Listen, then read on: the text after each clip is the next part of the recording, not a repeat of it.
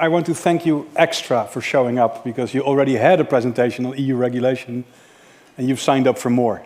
So that's really impressive stuff. But it's worth your time, because governments around the world are coming for our profession. And I put up some indicative flags, because these are the sort of the big countries to worry about. There's also a UK flag on there, and I actually should make it a lot smaller now, but it's sad for them. And they're up in a big flag because they sort of innovated in regulation. We just had a talk on how everything was doom, and I have to admit it's not looking that great. But in this presentation, I would like to give you a little bit of background about why governments are doing this. Because once you understand why they are doing this, it is a lot easier to talk to them about how they could do it differently.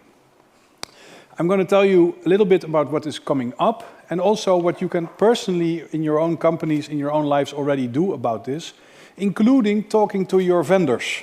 Because as we heard in the previous talk, not everyone has been paying attention to all this upcoming regulation, and then suddenly it's there. And that's a painful moment. So I want to warn you about this so that you can talk to your vendors already, because it's going to mean a lot of stuff for them as well. So, governments are going to help us make more secure stuff. Thank you, governments. And because they're worried. They're really deeply worried. And the problem is, these 4 blocks are coming for us simultaneously. So we have China, which has had a cybersecurity law since 2017. No one knows what it means. The only companies that know what it means are the ones that have a big office in China and try to sell to China and spend a lot of time with China to figure out what their demands are. It's not easy to figure out. This legislation is coming to us from these 4 different angles, and that could be a problem because they might not all be writing the same regulation. And a famous story about this is the eggs. So why do I talk about eggs? And this is so good a story that I had to double check it if it is true. If you want to sell an egg, you have to choose. Do you want to sell it in Europe or in the US? Because in the US, you must wash your eggs and you must refrigerate them. And in Europe, you are not allowed to wash the eggs and you're not allowed to refrigerate them. So you have to pick, is this going to be an EU egg or a US egg? We don't care that much about eggs because we don't necessarily ship a lot of them across the ocean, but we could very much end up in a situation where you have a piece of hardware that is illegal in the US and mandatory in Europe. So it could all end up wrong. So why are these politicians doing this? Because they are making, as Michiel already told us in the previous talk, they have NIS2, they have DORA, they have CSA, CRA, another CSA, NIS2, and it just goes on and on. Why are they doing that? And you have to imagine what it's like being a politician, which first means that you do not understand computers or numbers. It's a bit harsh, but they do not understand computers, and I think most of them would agree.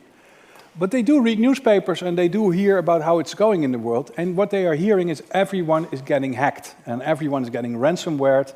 Whole governments are going down. The government of Albania went down. The whole Irish national healthcare system went down. So they sit there and they're like, I may not understand computers, but I do understand that it's not good right now. And so this is from a presentation I did 2 weeks ago. And I just went to a search engine and I searched for ransomware. And this is what I found in 1 week: a school, another school, a water company, ransomware, the Dallas city, 2 schools, California County, an Italian water supplier.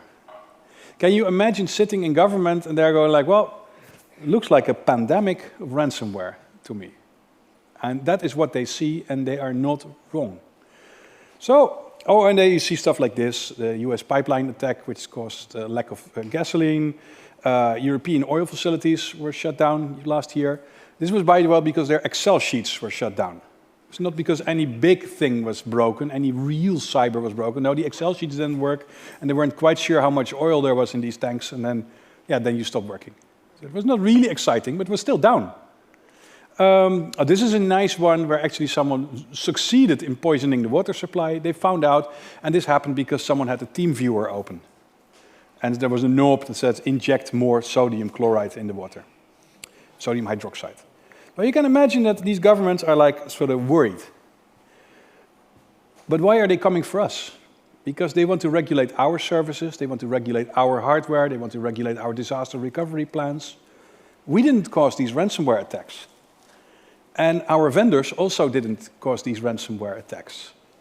So why are governments coming with regulation for us and not for the water companies? Well, they're actually coming with regulation for the water companies, but they're also coming for, if you run a web hosting store, this regulation applies to you. Why are they doing that? Because they read news like this. Apple, in 2017, shipped, if you opened an Apple laptop and you entered other user and password enter, it would log you in without a password. And every week, we have companies that say, yeah, we released 50 new security fixes just this week. Microsoft said, we can do better. We fixed 75 huge bugs this week. We fixed them. And the thing is, so these governments, they are seeing that, oh, we have all these ransomware incidents, and you as an industry keep telling us every week that you had 1,000 holes that you fixed. So for them, it's like all these houses are on fire. It's a problem. And there are the people that make the houses, and they say, yeah, our stuff is like really flammable. It burns down just like that. We should not be amazed that the government says, well, we think that 1 and 2 are connected. You are just doing a terrible job. That's why everyone is getting hacked. So we're coming for you with regulation. And at this point, you might be like, these people need to go away. Piss off with your EU regulations. And then they were way ahead of you, because it turns out that EU flags are not flammable, because they already regulated that. This is actually the story, I checked it to the ground. It is entirely true. Hence the numbers up there. And these numbers are actually also sort of the numbers that you will start seeing in your security requirements, because they look like that. But you have to realize this is not just funny. I think it's very funny, by the way. But this is actually how governments think. They think, oh, okay, stuff is going wrong, and we figured out who was doing it wrong, and we're going to write regulations, and then the flag will no longer burn. Looks wonderful like this. So you've seen this mark, CE. I always used to think that this stood for consumer electronics or something like that. It turns out it stands for conformité européenne. European conformity. Means this product adheres to EU standards. Whenever you see this sign, and it is on everything, so if you check any charger, your pen, anything that is slightly a product has this sign on it, anything that has this sign on it will soon also have to, it will be regulated by the Cyber Resilience Act. So the C also starts to stand for cyber. Because the regulation they are writing, cyber regulation, applies to sort of anything with a network connection, or that could have a network connection, or maybe could later get a network connection. So they just covered all their bases there. And they're like, yeah, let's just regulate this stuff, because that worked so well earlier. So this is a standard reduction of harmful materials, of harmful substances, where Europe said we're going to outlaw many harmful chemicals, and the whole world agreed. This is so-called Brussels effect, where you say, well, if you have lead-free solder in Europe, we're not going to put the lead back in for the US consumers, although they might want that. And so they're sort of super happy in Brussels. They're like, yeah, we can regulate the world, so we can make some this huge cyber regulation, and this is the sort of prettiest part of Brussels, and there are other parts of Brussels as well. And from there, they're like, yeah, we're going to put a stamp on it, we're going to make it secure. So what kind of regulations are there? And they're going to come at us from all directions. The current direction is only that cars are regulated, medical devices are regulated, power electronics are regulated. That kind of stuff is already regulated. But those are so-called verticals. We say this is for specific things. New is horizontal regulation that applies to everything. Because their thinking is, if we can regulate your dishwasher, how the electricity should run in your dishwasher, we can regulate your apps. And there are 3 kinds of acts. The Radio Equipment Directive is already going through the motions. The Cyber Resilience Act and the UK also have an act. And these put requirements on hardware and software. So now you may think, I am not a hardware vendor, this does not apply to me, or some of you are hardware vendors, in that case it definitely applies to you. But if you deliver a service and that service comes with an app, you are covered by this directive. If you are covered by the NIS2 directive, because you deliver important things, your vendors will have to comply with the Cyber Resilience Act. So almost no one in this room can say this does not apply to me. So there's product regulation, there are services regulation, and there are data rules that we already know. And there are some interactions between that. For example, the Cyber Resilience Act says that your device must itself be sort of GDPR compliant. What does that mean? If you have a device and it does lots of logging of what users do, for no reason, it just logs that stuff, the Cyber Resilience Act said, no, it cannot log that stuff. That means that if you have a set-top box that you give to users, or you give any kind of GPON thing to users, you must make sure that it's not secretly logging everything. And you must be sure about that. Tricky stuff. So interaction, I mentioned it already. If you are already a supplier of medical devices, or if you make cars, I have good news, you are already covered. But that does not cover most of the people in this room. Like I said, if you have to comply with NIS2, your vendors will have to comply with the Cyber Resilience Act. And the Cyber Resilience Act means that your devices must themselves sort of be GDPR aware. There might be some mutual recognition. So Singapore and Finland have agreed to recognize each other's cyber markings, which is especially wonderful if you are from Singapore or Finland. But it's entirely possible that the US regulations will say your device must keep a log of any interesting interactions, and the European regulation says GDPR says no.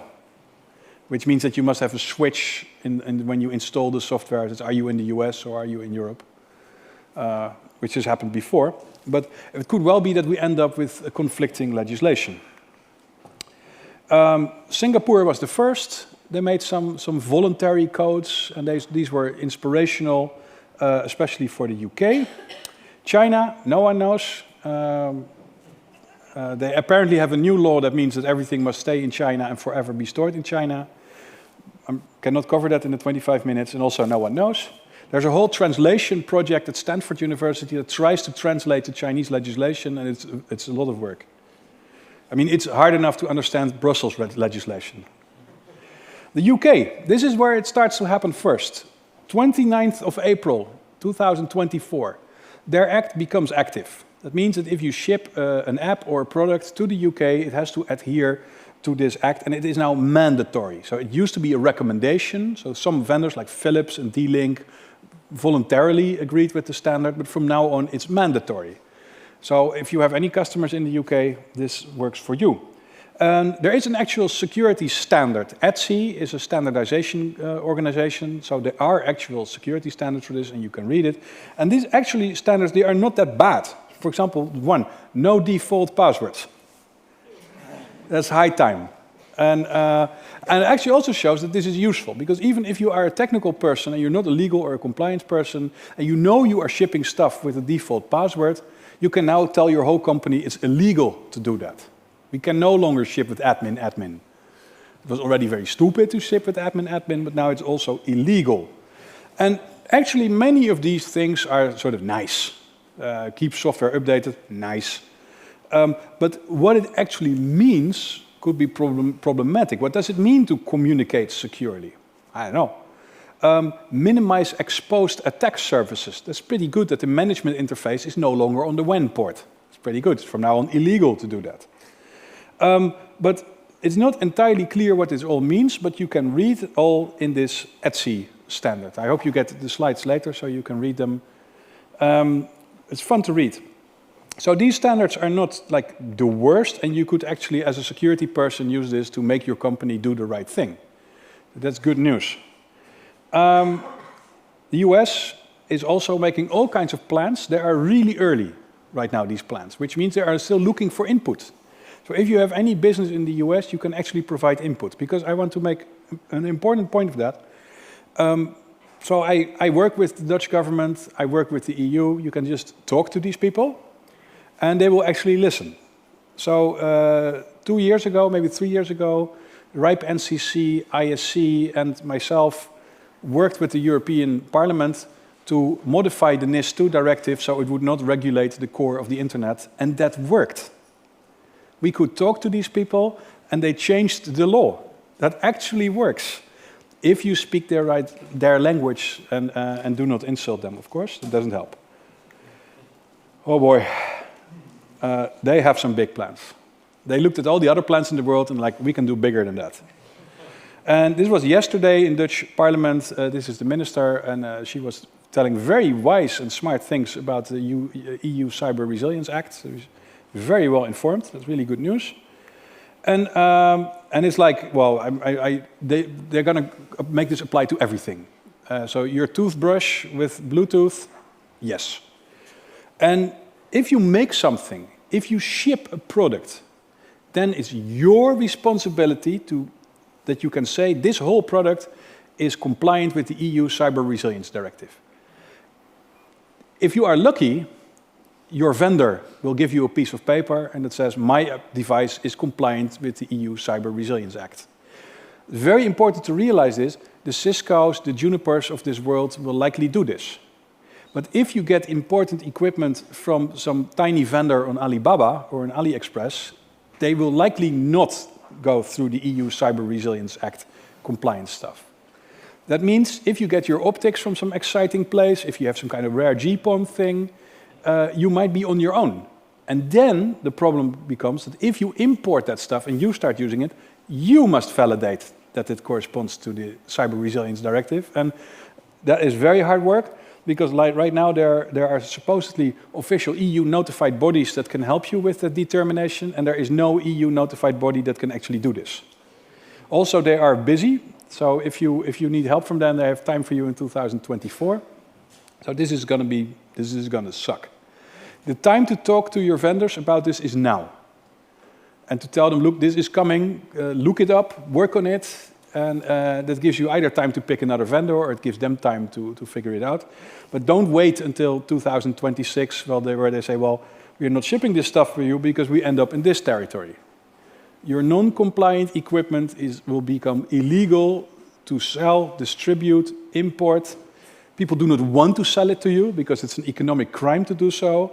And however, for NIS2, you must buy compliant equipment. So even though I'm not as negative as Michiel was in the previous presentation, this could suck massively. Because there are vendors that are going to say, we're going to skip the EU. Because it's just too much work. We're not going to do it. So talk to them now. Well, this is stuff that they want to do.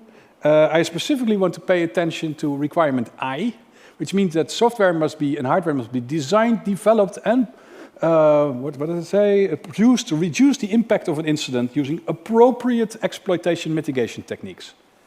No one knows what this means. And I've used this as a test case when I talk to the various governments in Europe. I say, look, can you ask technical people what adequate resilience is? And the only answer you will get is the Rust programming language. And there are lots of people that love Rust, the programming language, and they want to make it mandatory. So there are already attempts ongoing to make the EU say you must use a memory-safe language for everything. And again, that would suck. So the risk here is that no one really knows what this means, and that we still have to comply with it. More stuff. There's also good news here. Vendors must tell you about security problems. And if they give you an update for the software, they must also tell you what is in there. So no more these various improvements and bug fixes releases. They will actually have to tell you what bugs are fixed. So it's not all bad. So, also nice, security support. Right now, vendors can be like, well, we have 2 years of security patches for this product, and suck on it. And that might turn into 5 years, or it might even turn into the expected lifetime of the product, which could be 10 years. So if you are a vendor, this really sucks. If you give people set-top boxes, apps, and other stuff, you're on the hook for maybe 10 years. Reporting vulnerabilities, you can no longer silently fix an exploitable bug. You have to report them, which is also difficult. And you might be under the obligation to report all your bugs to China. And you might also be under obligation to not do that. Yeah. I'm going to skip this one. Open source. You can ship open source. Open source is probably not going to be covered itself by the Cyber Resilience Act. But that is not the end of the story. Because if you ship a set-top box or a machine or whatever with FFmpeg in there, then you are on the hook. because the open source product is not gonna, you will have to look at the open source product and say, hey, I think this is Cyber Resilience Act compliant. You can ask the FFmpeg people and they will make a signal with their hands when you ask, and it involves only one finger. And this is an unsolved problem because we want to continue shipping FFmpeg, but somehow someone must say FFmpeg is Cyber Resilience Act compliant. This is an unsolved problem, and it might be that we get money to do that. That would be nice. But it's also something to think about how much open source, or at least how much stuff is in my products, because it's not specifically an open source problem. It is a problem of anything you embed in your product. You can engage with this stuff, and I'll end the presentation here. As Michael already said, there are things that you can do. If you understand why governments are doing this, you can approach them and educate them or tell them what the problems will be. But you have to understand that they correctly believe that something needs to be done. So if you go there and say, I want you to go away, they're not going away. But if you tell them, look, I understand what you're doing and we need to be more secure, but this is not the best way to do it, that would work. The other things you can talk to are the so-called European Harmonized Standards Organizations, the European Standards Organizations. They're called NEN in the Netherlands, the Normalization Institute, and they are going to write this standard. And you can become a member of that. You can become involved with that, and you can mandate your favorite programming language if you want. But you can actually be there. If you are not there, only Thales, Philips, Siemens, and Airbus will be there. And they're not evil, well, sometimes, but they're not thinking of your problems. So it's important, look up NEN, see what you can do, look at your industry body. You must involve in this, because otherwise you will get other people's favorite standards. These are more stuff you could talk to. When is this going to happen? This is the final important thing. The Cyber Resilience Act, you will only really notice something about that in maybe 5 years' time. But then all of a sudden it will be there. So the time to think about it is now, but you don't yet have to worry that your favorite optics will no longer be available next year, but you might have an issue in 5 years. NIS2 is going to happen earlier than that, so also pay attention to that because it's a lot closer. Thank you for that. I want to wish you good luck being in between these 4 regulatory environments. And now there is still time to improve things, and I hope this presentation has been somewhat useful for you. Thank you.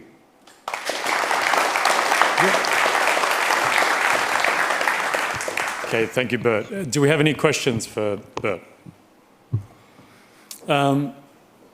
Well, we do have a question. This could be the first question of the day, Job. Look at you, come in. Do we have a microphone? Or I'll repeat it otherwise.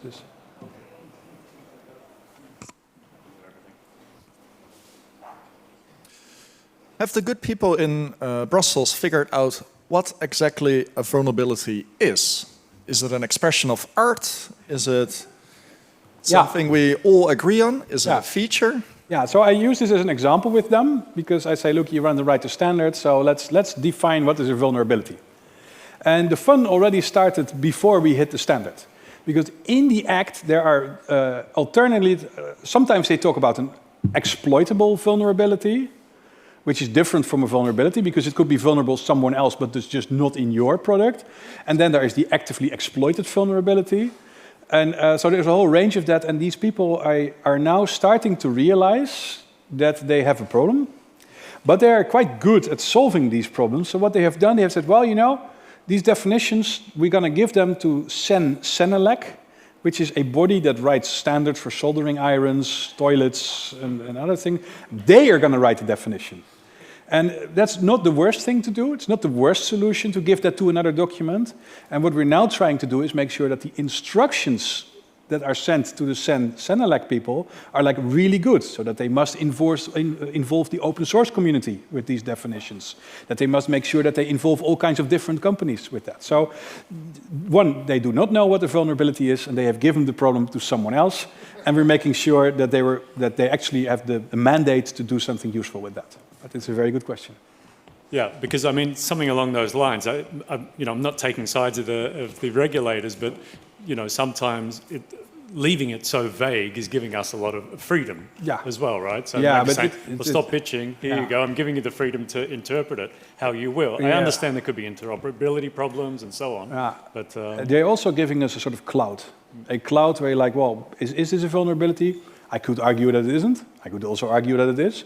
And compliance departments, they do not like this. They're like, the cloud is from here to here, so I'm going to worry from here to here. And if you give me this definition, then I'm going to worry about this. But if it's vague, I'm going to worry about all the things. Good point. Okay. Okay, then... So I think there's Q&A later on? Or yes, there will be something upstairs. I'll announce that after Rudolf's presentation. Very good. Okay, Thank you. Please thank Bert one more time. Thank you. Yeah.